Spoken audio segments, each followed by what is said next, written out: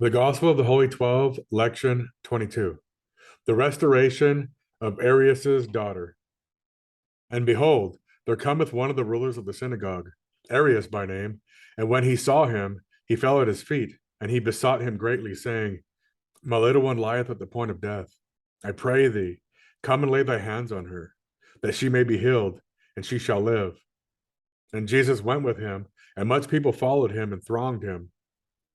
And a certain woman, which had an issue of blood 12 years, and had suffered many things of many physicians, and had spent all that she had, and was nothing bettered, but rather grew worse. When she had heard of Jesus, she came in the press behind, and touched his garment. For she said, If I may touch his garment, I shall be whole. And straightway the fountain of her blood was dried up, and she felt in her body that she was healed of that plague.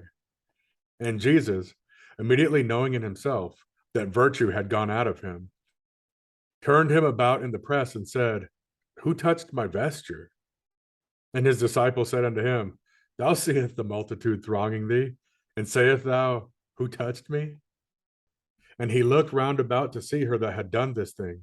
But the woman, fearing and trembling, knowing what was done in her, came and fell down before him, and told him all the truth. And he said unto her, Daughter, thy faith hath made thee whole.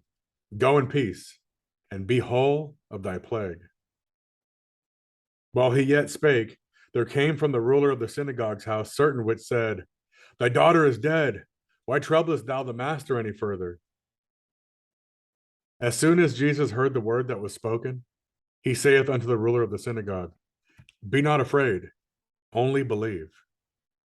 And he suffered no man follow him, save Peter and James and John, the brother of James.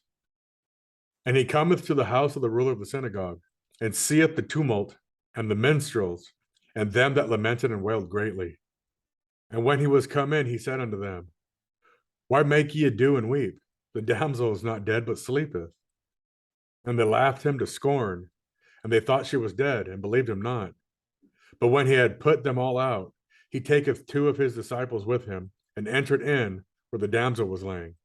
And he took the damsel by the hand, and said unto her, Talitha cumi, which is, being interpreted, Damsel, I say unto thee, arise. And straightway the damsel arose and walked.